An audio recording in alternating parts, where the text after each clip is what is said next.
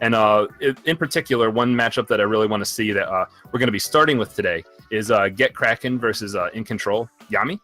And this is a really cool matchup because first off, the two teams this good shouldn't be fighting relatively early compared. Like all the teams that have gotten this far are good, but for the most part, you see like a team that's like a really high-seeded team versus a lower-seeded team that's done well so far. But these are both like really high-seeded teams that are they're going to have to knock one or the other out in top 16. Get Kraken is a long time close-knit team. They're one of the oldest teams in the game, and they've done really well. Like we talked about last week, they were able to do really well by getting into an international league, and after they did that, they performed like really good since then. It's been a kind of upward climb. And then Yami is one of the sponsored teams that I was talking about. But I think what we should do to show this is go ahead to some team previews. Get Kraken's just a group of friends who came together to play this game, and we kind of just stuck with the game from the very beginning and kind of grew into this strong team together.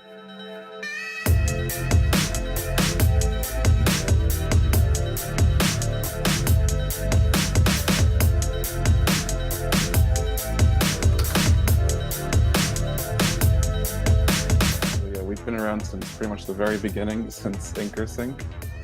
We weren't called Get Kraken at the time, but yeah, we've been around for quite some time and we don't intend to go anywhere.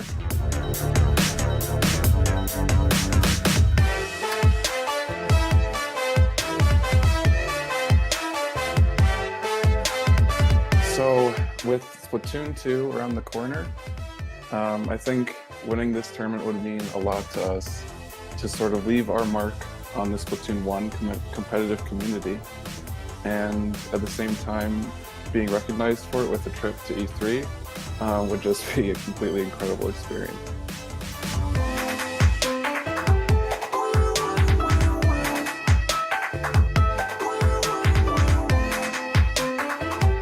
We can win this tournament because we're a very experienced team. Like I said, we've been around for such a long time. And we're not really afraid of anyone at this point. We think we can compete with anybody.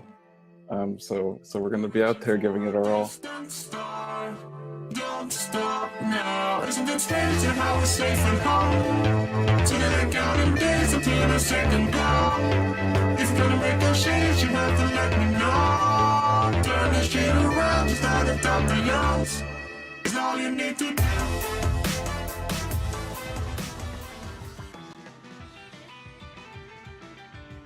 All right, so as we're getting ready for these teams, I guess we should probably talk about the game type that we're going to start first. So like we said, the tournament is going to start out with a round of Turf War, and then we're going to go into the ranked modes. And for those of you who don't know, Turf War is Splatoon's kind of unranked game mode. All the other ranked modes have some sort of objective, right? So we have this territory control thing going on, and then there's an objective, and your control of that objective is the score that you win the game with. So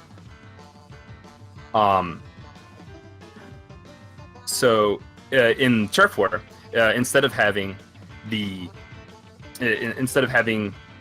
objective to go for when the time runs out, you just win based on who has more control. So we talked about the turf mechanic earlier on, and that turf mechanic is going to be the only thing that matters. So the game is considered to be the unranked game mode because we kind of have like a minute or two before the timer starts to actually be running out, in which case the objective, which is the turf, starts to matter more. But up until that point, the way it kind of plays out when we play this game competitively is both teams, they pick their team comps, they start battling it out, and they kind of get a feel for each other. And then as the clock gets towards the end, you kind of use the information you've gathered about your opponents and use that to kind of close it out. So you'll see teams kind of playing sort of a little bit conservatively at the beginning of the game, and then as the end comes up, you'll see the things that we've learned so far kind of come into action as the team kind of goes for a final push.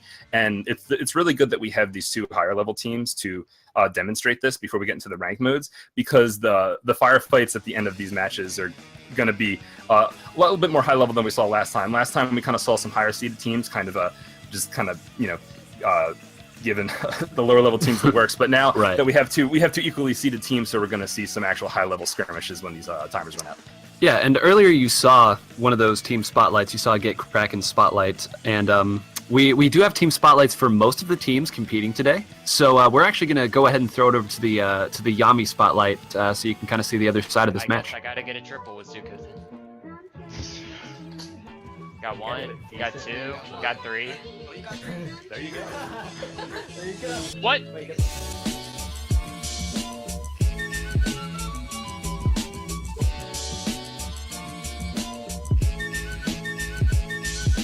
The best way to define Yami is a team of players that are first and foremost are friends and family, and that the victory comes second to that.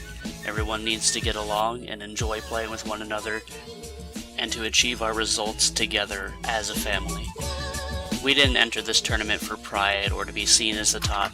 We entered this tournament so we could provide Switch consoles to the players on our team that were unable to get one due to shortage or just not enough funds of their own to be able to purchase one. We are trying to get our team as ready as possible for Splatoon 2, and that is our desire when going into this.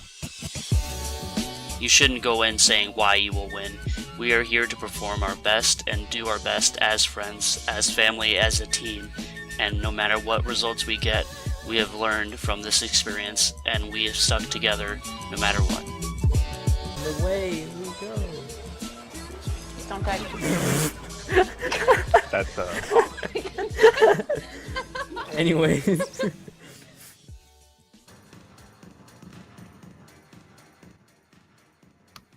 So one of the things that's most exciting about this matchup for me personally is, so Get Kraken features Josh and Yami features Brian, which were two of our spotlighted players from last week, and they both use the Tentatek splatter shot pretty often. And for those of you who don't know, the Tentatek splatter shot is kind of I'd call it the bread and butter of this game. You know, it's something that almost every team runs. It's versatile. It's got a bomb. It's got the Inkzuka, which is a very powerful special. It moves quick. It shoots quick. It's typically a 3-hit kill, and there's a lot of different ways that you can build it. So with weapons like that, what do you think makes the two of these players different? Yeah, sure. I think the first thing that I should probably touch on is that you kind of talked about how the Tentatek's like the bread and butter weapon, right? The Tentatek and what used to be like the 52 gal in this game are two basic SMGs, really straightforward. They don't really have any kind of like the crazy game-specific mechanics going on as far as like having like invincibility specials or some kind of paint control thing. They're both really straightforward, consistent, fast kill time guns. And if you think of just like basic foot soldiers, you know what I mean? Like a kind of person that's just like there, you know, to get your kills, to do basic first-person shooter stuff. The Tentatek is that gun. And it really kind of grounds Splatoon it sometimes as a shooter when some of the other weapons are a little bit crazy and kind of out there. The Tentatek is definitely a well-rounded weapon, right? So you can kind of apply any playstyle to it. You can have a playstyle that has a little bit more support with like using like bombs and playing safe and stuff, and you can also have a playstyle that's more aggressive, like going for the kills, winning your one-on-ones and stuff like that. So that being said, you know, just because they're playing the same weapon doesn't mean they have the same playstyle, right? Right. So Josh kind of has like I'd say he has like an overall kind of balanced playstyle. He's been playing with this team for a while. They trust each other. And you kind of see situations where sometimes he'll get into like the really aggressive, like I'm going to win my one-on-ones, I'm going to be a slayer, I'm going to go, just frontline role. And sometimes you see him take a little bit more of a backseat, not a backseat as far as like participation or anything like that, but a backseat as far as he will like play more objective perhaps, or he'll pick a different weapon that's not Tentatek. And it all kind of depends on like the situation. On the other hand, Brian, from what I've seen of him, he definitely tends to be more on the aggressive side. You know what I mean? He'll often play like defense Tentatek, which is by design supposed to win you your 1v1s, whereas Josh will usually not opt for defense. And it's kind of funny because like defense usually you think of like, oh, that's like a tanky character, so he's there to like take hits and kind of slow things down, whereas defense Tentatek is actually the opposite. The goal of the defense Tentatek is to kind of pad yourself a little bit of extra HP so that you can challenge someone in 1v1 and use the extra XP to just kind of come out come out without dying, and then kind of use like the ink mechanics to heal yourself and move on to the next one-on-one. And it, especially when combined with things like ink resist that make you able to kind of keep moving well for a little bit when you get into enemy ink, that will that will help you win your 1v1s a lot. So when we watch these fights, I want to keep an eye on Josh's builds in particular, because I want to see if he was running damage to counter that defense, and if he's not, I want to see if he adjusts. And based on that, that kind of damage versus defense kind of mind game that you see in tournament sets between Tenatechs, I want to see how that affects the results, especially of like one-on-ones. Like Tenatech fights are a big deal.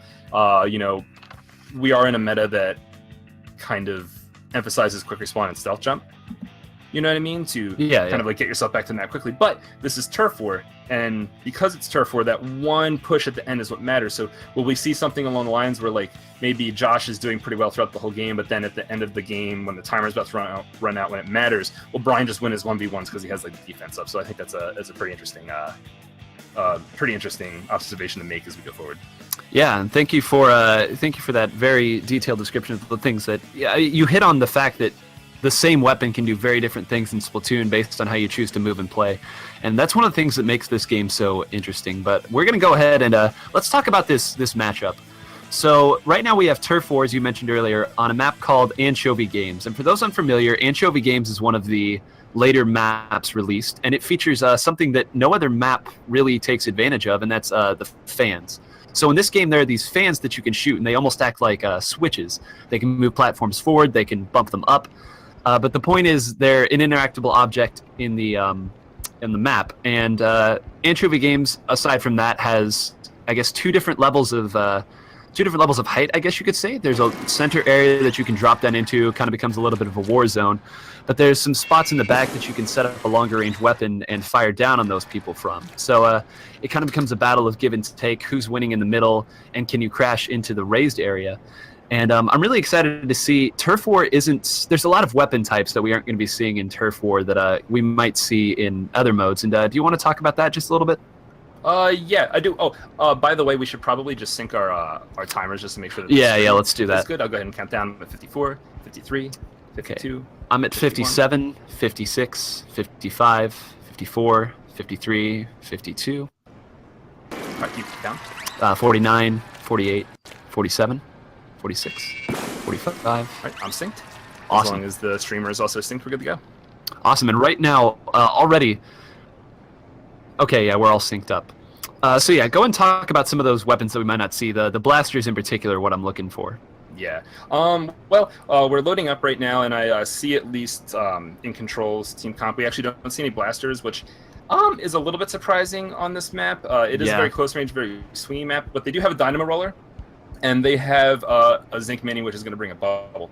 So as we load up into this map, keep an eye out for the dynamo. Kind of, you have to, like the blaster would do, you kind of have to brute force your way from the lower area to the high areas, and a bubble and a dynamo can do that. And we'll see how it works out as we start this match. Yeah, they're going to jump in immediately. You already see them just trying to take as much turf as might not be utilized in a mode that isn't Turf War, because as you were saying earlier, Turf War is a game mode where it's about who controls the most turf.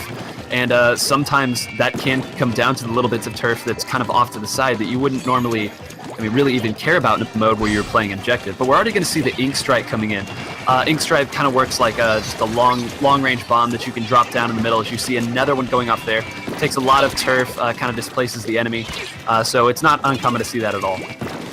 Yeah, and like you said, the beginning of Turf War games, like unlike ranked matches where you want to get to the middle of the map as fast as possible, a lot of Turf War games, you'll see it almost look as like you just got the game where you're kind of like meticulously painting every little bit of the map to try to make sure you get a good score there. But it works and it's good, so we're going to see a lot of it. And also, like we were talking about right now, we're going to see players just kind of get a feel for each other. Some of these, the results of a lot of these fights at the very beginning of the game don't mean that much, but it's kind of like the habits that you see out of your opponent. That you're going to be able to check up on later. For example, how the Zimi's positioning himself over to the left, or how Brian's deciding to push up here to the right. Maybe Get Kraken's going to be watching for this flank later in the game. Yeah, and you see the Ink Strike already back up again. Going to fire that there. And I'm glad that earlier you mentioned the different builds that you could put on the T-Tac, because we did see from Josh there, we did see both quick respawn and strength up. Is the bubble going to come out here? So it does look like he has a good read on what Brian's trying to do here. Is he trying to get down to the middle? Going to maybe take out? No, the Zimmi's going to be able to get him here. And now you're going to see a bomb rush come in here from the suction bombs, and going to be a lot of pink here in the middle. But like you said, still well over a minute left of gameplay. The last 30 seconds are really where this is going to come down. Yeah, the timer is starting to get towards that 30-second mark. So what you want to see now is kind of imagine there's a line that started at both teams' bases when the game started, and that line has slowly started moving towards the center of the map with the timer. Imagine that line is like you don't want to lose control past that point. Now, the spot where you see Brian and his teammates now is pretty much where that point is now at the minute mark. So they have to make sure that if they start to die, that they need to hold that line and not get pushed too far back into their base, where Gifgu is now, who is going to jump out, not get punished. And this is the worst thing ever for In Control, because they are still kind of holding this top part of the map. Now what they're going to have to do in about 15 seconds is they're going to have to push into the center, not die with that push, and then push up into the enemy team side of the button. And just like there you said, not die, Josh seemed to have other plans there. So right now, let's take a good hard look here at the middle once they finally get in now. The Dynamo Roller going to be huge here. You see the Dynamo Roller here, Spec, is kind of backed up into his own zone and can't do a lot. InkZuka going to push it back. There's a lot of pink here in the middle. Brian needs to stay alive right now, get a kill or two, and somehow work his way into the middle. Doesn't look like he's going to be able to find a kill. Hopefully Brian can get support from his teammates right now. They have to pick the middle map very fast. The only way to win is to get the Dynamo in, and no, it looks like members of In Control are going down. 6 seconds left. Get Kraken pushing forward. It's pretty much impossible to come back from. Yep. And like you said there at the end, that push back from that middle section that you were talking about, we saw the Dynamo Roller. I'm glad you mentioned that earlier. It's a weapon that can fling a ton of ink very, very far. It's an incredibly powerful turfing weapon. But you have to be able to put it into a position where it can assert its control. And they just weren't able to do it. You saw there at the very end, the Dynamo was pushed back. And yeah, 0 kills there for Brian, 0 kills there for Spec. Kills aren't the biggest deal in this mode, but at the same time, a 0 is a 0. And game 1 going pretty convincingly, I would say, there to get Kraken. Yeah. Now, moving into this next match, there's 2 things that we want to look at. First off, the map list for this first round is Anchovy, Camp, Port, Blackbelly, and Walleye. And if you don't know anything about Splatoon, just know that the first map and the last 2 maps are kind of fast-paced small maps, similar to the one you just saw. These next 2 maps are going to be different. They're going to be slower paced, very deliberate. Slow pushing kind of maps. So there's 2 things that we want to see. We want to see how much Brian commits to defense, which it seems like he's getting rid of some defense. I guess he saw that Josh had that damage, realized that his build isn't going to stop Josh from being able to get the kills. He's going to lower his defense and just hopefully he can kind of nick some defensive strategies against other members, but not fight Josh in that way. Also, we're going to see differences in playstyle overall. We're going to see different team comps now, because unlike the last map that was kind of the map that was like a really slow kind of cramped close range engagement area, this is 2 very long stretches with long range. We see a sniper coming from one of the teams. We see some longer range rifles as opposed to all close range weapons from In Control as we get started here. Yeah, I'm glad that you mentioned the longer range shooters here. There are several different classes of those SMG weapons that you were talking about. Some of them shoot barely further than your Inkling, some shoot a little bit further, some go long, and then some go really long. And so the Berry Splatter Shot Pro that you're going to see here from Spec is one of those weapons that is going to be able to assert just a little bit of control on the other side. Not too much, because you are at risk of getting sniped if you're standing there shooting. But I am glad to see that here. As we see, they're just going to kind of throw grenades here over this center area, you know, trade a little bit, kind of not try to make too many big mistakes. In Turf War, sometimes it feels like you can't win in the first minute, but you can certainly lose in the first minute if you just get a little bit too crazy here. And you're seeing here the dynamic that comes. You can jump down from that rope net that we see up there that I believe Josh is on right now. And the InkZuka going to come out, and that is Josh. You can kind of exert a little bit of pressure here, and right now Josh is working himself into a very powerful position. Yeah, it is worth mentioning that in ranked modes, from the start of the match, you are able to go either to the middle, all the way to the left around behind that wall area, and all the way to the right where those bridges are. In Turf War, you're limited to the left and middle structures, and at the minute 30-second mark, the whole map opens up to you. So at the beginning of the game, it's kind of this fight with these bridges, which you might think you would want to change your team comp for, but since the last minute 30 seconds that we're about to see doesn't have that, or I'm sorry, the last minute, not the last minute, 30 seconds. You still want to build for that last push. But it does mean that if a team like the way Get Kraken is playing right now is able to kind of establish dominance like that, and they can take that dominance into a way to influence the end of the game, it's going to work out for them. So as we see members of In Control going down, as we see Get Kraken seeming to have pretty good control and getting this kill on Brian as he tries to push up on the sniper, we'll see if they're able to kind of flip-flop that advantage once the gates go down in 5 seconds here. Yeah, and they're going to go down here, opening up the map just a little bit more. We are going to see a super jump. That's a mechanic that's pretty well exclusive to Splatoon. The super jump allows you to jump to your teammate no matter where they are on the map, provided that they're still alive. And also right now, Brian is using an ability called Stealth Jump that allows him to jump, I guess, stealthily, for lack of a better term. Normally there's a little bit of a ring that comes out that kind of reveals your location. Stealth Jump makes your jump a little bit slower, but also eliminates that. So we're going to see him kind of sneak in here, and it looks like they're going to be able to get a little bit of paint here in the zone of Get Kraken. Ooh, okay. And yeah, we'll see what they're able to do with this. Yeah, it seems like the stealth jumps paid off. The Get Kraken did not punish Brian for getting over here, and he's completely painting their base. There's a lot of surface area that he's painting over here on the left side in this kind of camp area, and also getting an ink streak off in the last 20 seconds. So this is going to be really hard for Get Kraken to push back from, because with a little bit quick respawn, some members in defensive positions, even if Get Kraken is able to start taking the map, In Control is going to be able to take other parts of the map. As we see that it looks like Brian's not able to get taken out. It's a little bit close, hard to tell, but I think In Control's got this, yeah. Yeah. Double check here just to see how close, and that's it's going to be a win, but a very, very close win. 40 points is, I mean, that's 3 seconds of continuous fire, if that, provided that you're aiming. And like you said, it really did come in as Brian, again, having 0 kills, but still making a big play at the end. That's 0-8 over the course of 2 games, but hey, wins are wins.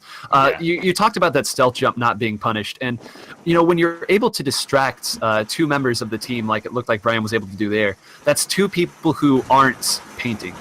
If you think of objective in other modes as being you know, a control point or a tower or a Rainmaker or something like that, the objective in this map is everything.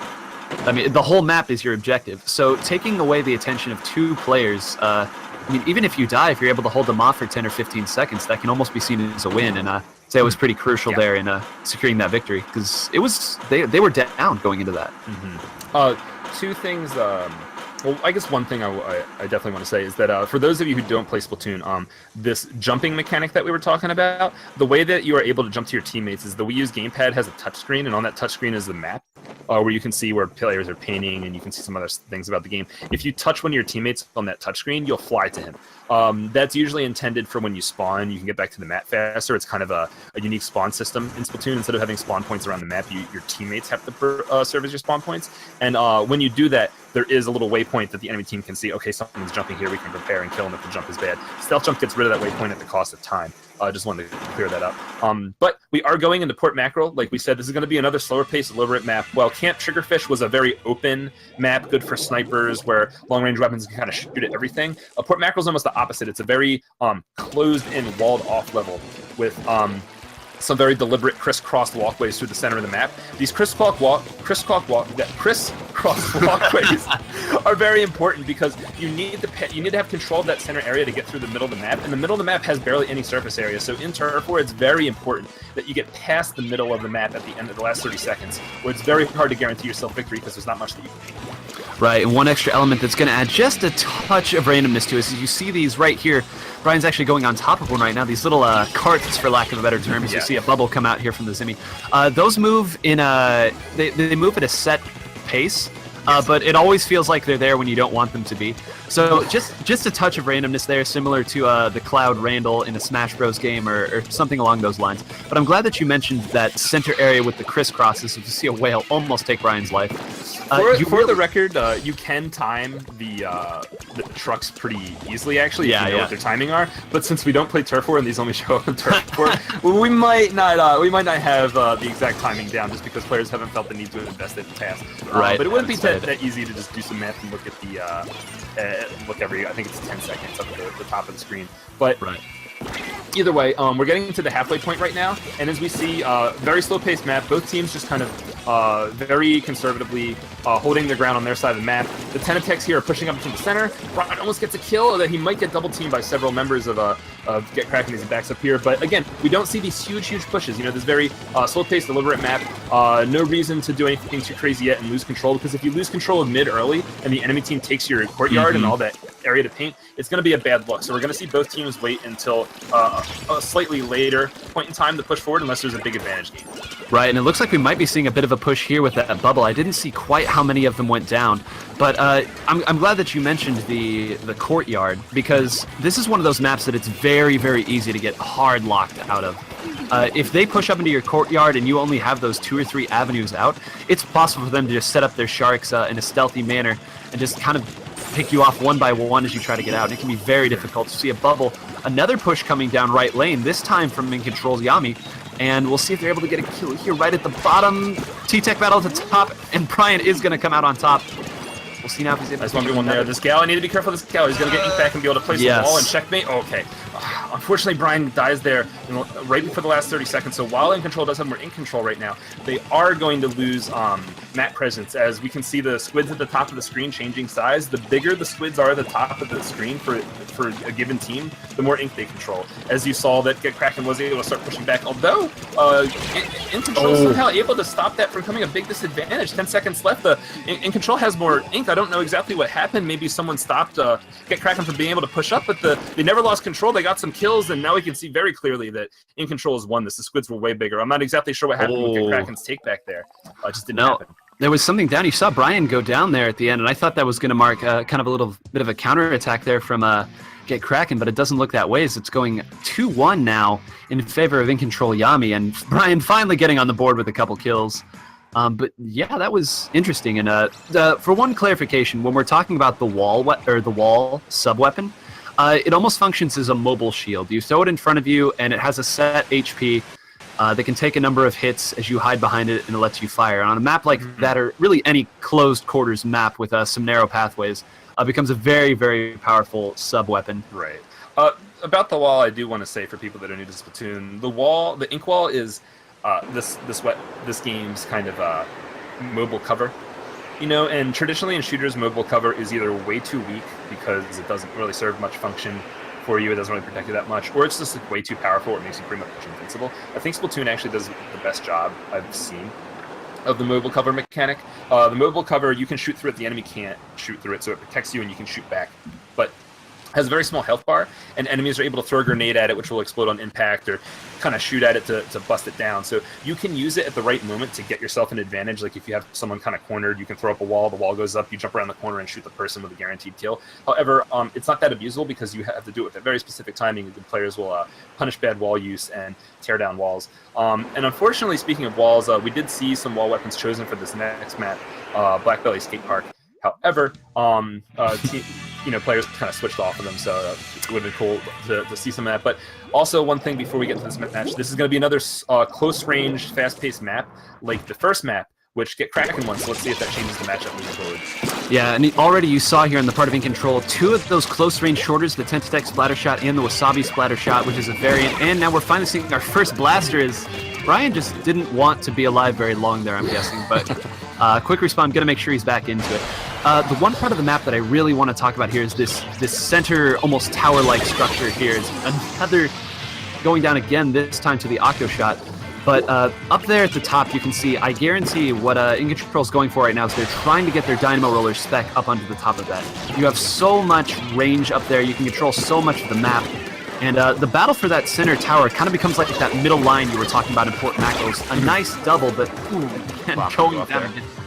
So it's really going to be a battle of who can minimize the damage, and then kind of a changing of the guard up here at the top of this tower.